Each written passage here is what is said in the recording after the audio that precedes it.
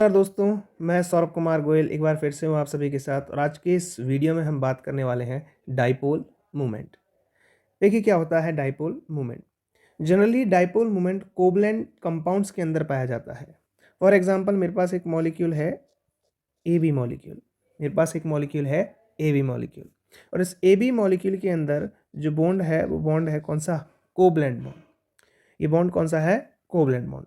Late let electronegativity of B is greater than A. माना कि B की विद्युत ऋणता ज़्यादा है ए से। अब बी की विद्युत ऋणता ज़्यादा है तो इलेक्ट्रॉन्स किधर जाएंगे? बी की तरफ। इलेक्ट्रॉन यदि बी की तरफ जा रहे हैं भैया, तो इलेक्ट्रॉन यदि बी की तरफ जा रहे हैं तो आपको पता है यहाँ से यदि देखा जाए तो बी पर क्या आ जाएगा? Partially negative. बी पर क्या आ जाएगा? Partially negative. और ए पर क्या आ जाएगा? Partially positive. दैट मीन्स हम कह सकते हैं यहाँ क्या हुआ है? चार्ज सेपरेशन हुआ है बॉन्ड के अंदर। बॉन्ड के अंदर क्या हो गया भैया? Charge separation. हम कह सकते हैं that means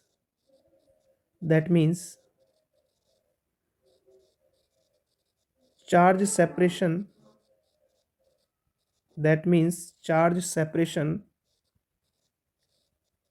in AB bond arises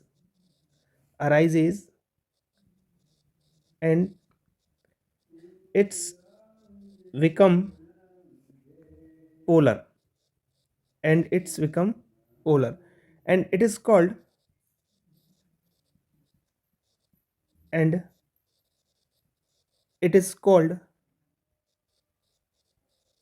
polar covalent bond ठीक है।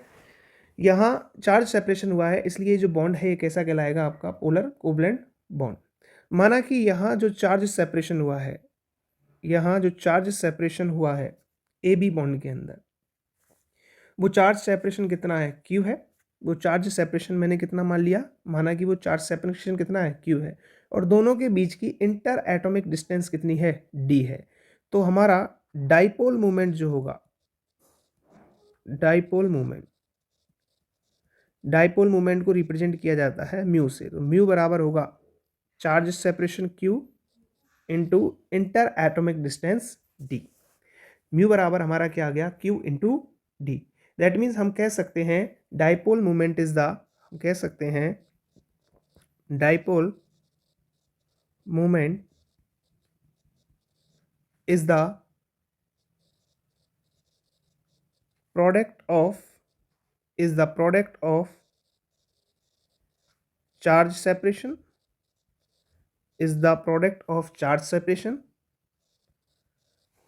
and interatomic distance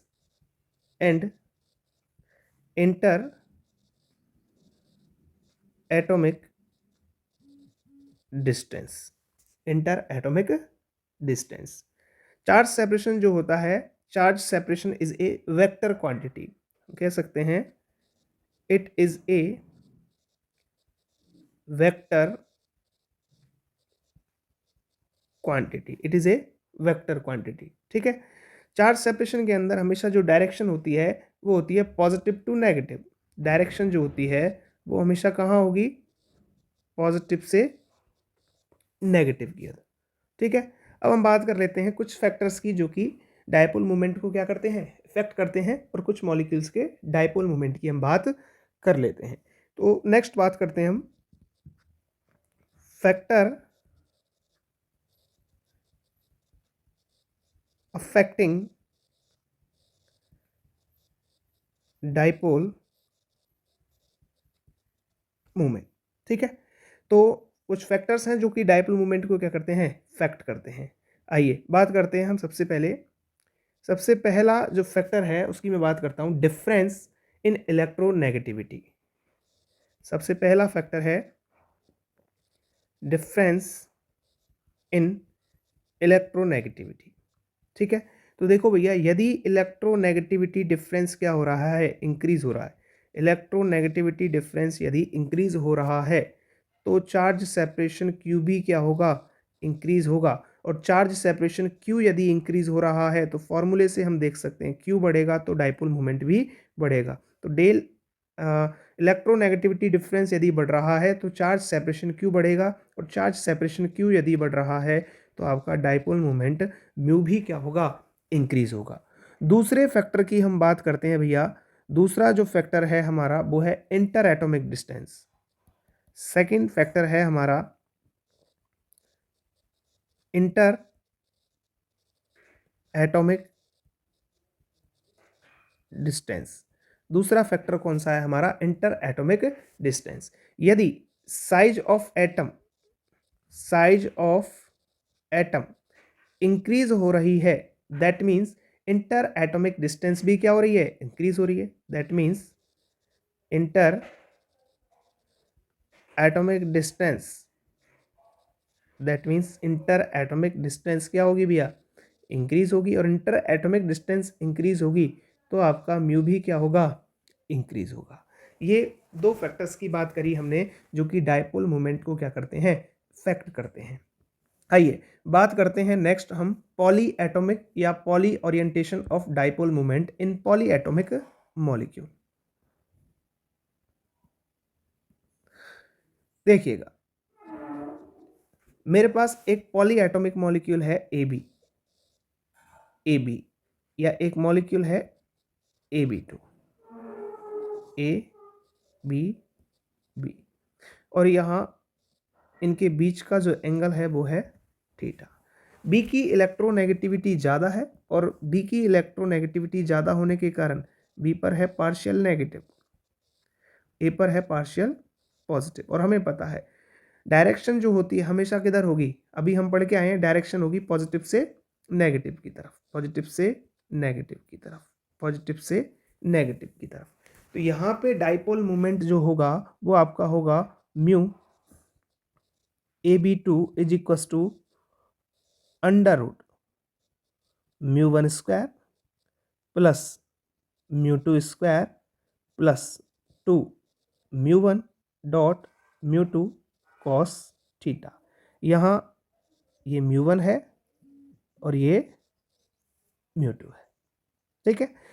अब मैं एक केस ले लेता हूँ यहाँ, केस फर्स्ट। मैंने एक केस ले लिया, केस फर्स्ट। और केस फर्स्ट में मैंने माना कि जो मॉलिक्यूल AB2 है, ये AB2 मॉलिक्यूल कैसा है, ये AB2 मॉलिक्यूल लीनियर मॉलिक्यूल है। ये AB2 मॉलिक्यूल कैसा है, लीनियर मॉलिक्यूल है। ये AB2 मॉलिक्यूल कैसा है भैया, लीनियर मॉलिक्यूल है। अब ये AB2 मॉलिक्यूल लीनियर मॉलिक्यूल है, दैट मीन्स इसको मैं कुछ इस तरह ड्रॉ कर सकता हूँ। यहाँ बी की इलेक्ट्रोनेगेटिविटी ज़्यादा है इसलिए डाइपोल मोमेंट पॉजिटिव से नेगेटिव, डाइपोल मोमेंट पॉजिटिव से नेगेटिव, ठीक है। इनके बीच का बॉन्ड एंगल कितना है, 180 डिग्री। अब हमें डाइपोल मोमेंट निकालना है किसका, AB2 मॉलिक्यूल का। तो फॉर्मूला है हमारे पास mu AB2 is equal to under root म्यू1 स्क्वायर प्लस म्यू2 स्क्वायर प्लस 2 म्यू1 इंटू म्यू2 कॉस थीटा, ठीक है। देखिए वैल्यूज को पुट करते हैं हम यहाँ पे। देखो दोनों की डायरेक्शन सेम है, मॉलिक्यूल भी कैसा है, सेम है, ठीक है। मॉलिक्यूल भी कैसा है भैया, आपका सेम है। तो ये म्यू1 जो है बराबर किसके है, म्यू2 के बराबर है। तो देखिए यहाँ मैंने लिखा क्या, म्यू1 मैंने लिखा यहाँ म्यू1 स्क्वायर, और म्यू2 बराबर किसके है, या म्यू1 बराबर किसके, म्यू2 के। तो मैंने म्यू2 को भी क्या लिख दिया, म्यू1 स्क्वायर प्लस 2 म्यू1 डॉट म्यू2 कॉस थीटा। अब देखिए आप बॉन्ड एंगल कितना है, यहाँ बॉन्ड एंगल है आपके पास 180 डिग्री, और cos 180 degree is equal to कितना होता है, -1।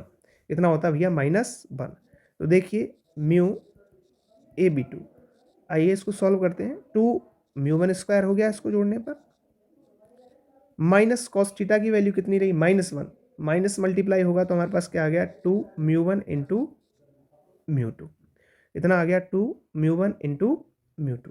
अब देखिए म्यू1 बराबर था म्यू2 के, तो यहाँ से mu AB2 is equal to 2 म्यू1 स्क्वायर माइनस, इसको भी मैं क्या लिख सकता हूँ, 2 म्यू1 स्क्वायर। 2 म्यू1 स्क्वायर माइनस 2 म्यू1 square, mu AB2 is equals to कितना आ गया, 0 आ गया। कितना आ गया भैया, 0 आ गया। इसका मतलब यहाँ इस AB2 मॉलिक्यूल के लिए जो डाइपोल मोमेंट आएगा वो क्या आएगा, 0 आएगा। फॉर एग्जाम्पल हम कह सकते हैं, एग्जाम्पल जैसे आपका एक मॉलिक्यूल होता है CO2, इसके लिए डाइपोल मोमेंट 0। एक मॉलिक्यूल होता है आपका C double bond S double bond S, यहाँ भी डाइपोल मोमेंट आपका क्या रहेगा, 0 रहेगा। ठीक है, ये बात करी केस फर्स्ट की। आइए बात करते हैं हम केस सेकंड की। बात करते हैं हम केस सेकंड की। केस सेकंड के अंदर देखो मॉलिक्यूल जो है वो कौन सी शेप में है, बेंट शेप में। मॉलिक्यूल हमारा कौन सी शेप में है भैया, बेंट शेप में। ये है हमारा एक AB2 मॉलिक्यूल, और इस AB2 मॉलिक्यूल के अंदर बॉन्ड एंगल आपका दे रखा है 120 डिग्री। वही B की इलेक्ट्रोनेगेटिविटी क्या है, ज़्यादा है, और B की इलेक्ट्रोनेगेटिविटी भैया ज़्यादा है, इसलिए डाइपोल मोमेंट कहाँ रहेगा, पॉजिटिव से नेगेटिव की ओर, पॉजिटिव से नेगेटिव की ओर। ये -A पर पॉजिटिव, B पर माइनस।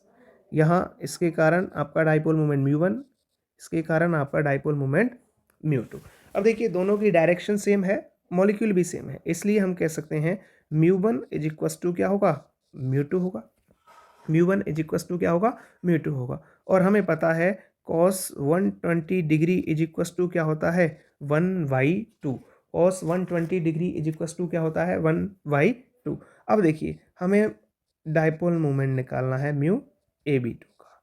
फॉर्मूले के अंदर वैल्यूज रखेंगे, μ1 square plus μ2 square plus 2 μ1 dot μ2 cos theta.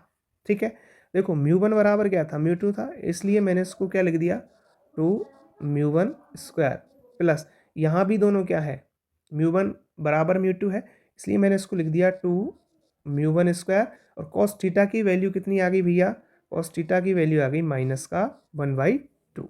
कितनी आ गई, माइनस के 1/2। ओके, अब देखिएगा आप आगे μAB2,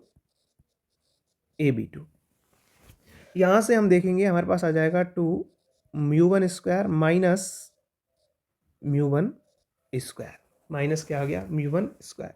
इसका मतलब हम कह सकते हैं μAB2 जो आएगा वो कितना आ जाएगा भैया, μ1 आ जाएगा। कितना आ जाएगा, μ1 आ जाएगा।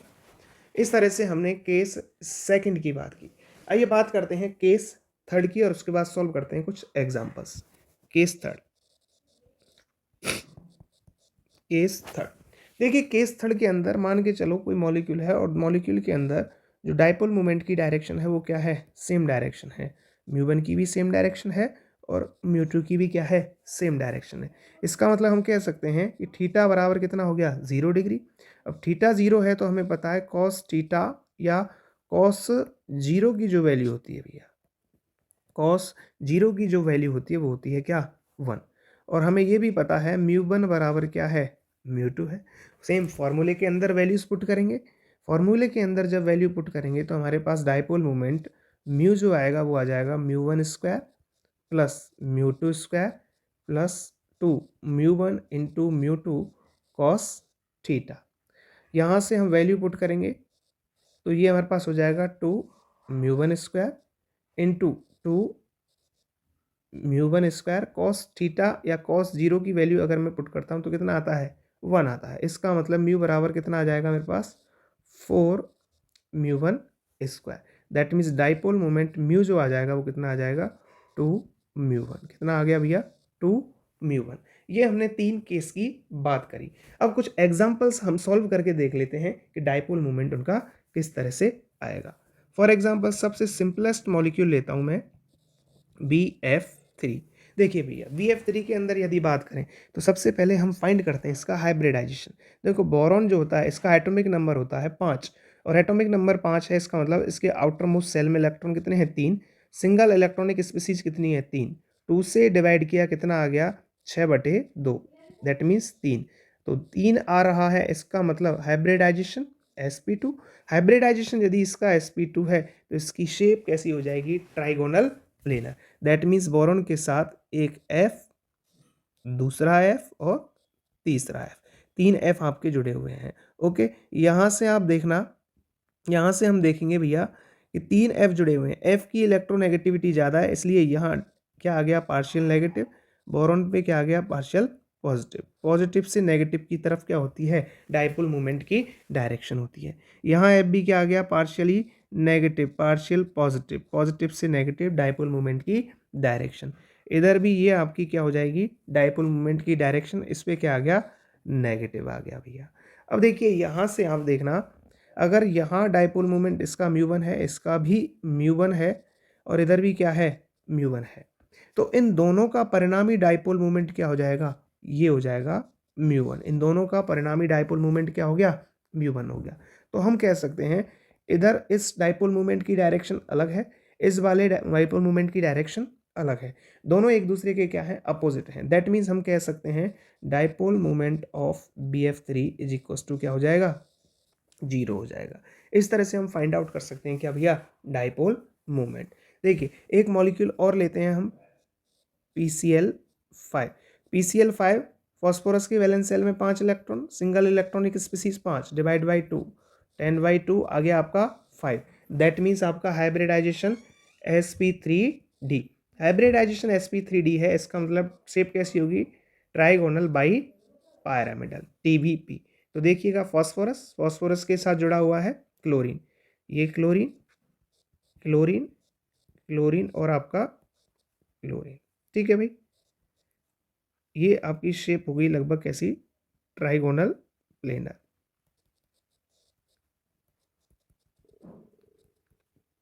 Sorry, trigonal by pyramidal. अब देखिए यहाँ क्लोरीन की विद्युत ऋणता इलेक्ट्रोनेगेटिविटी ज़्यादा है, तो क्लोरीन पे आपके क्या आ जाएगा, पॉजिटिव चार्ज।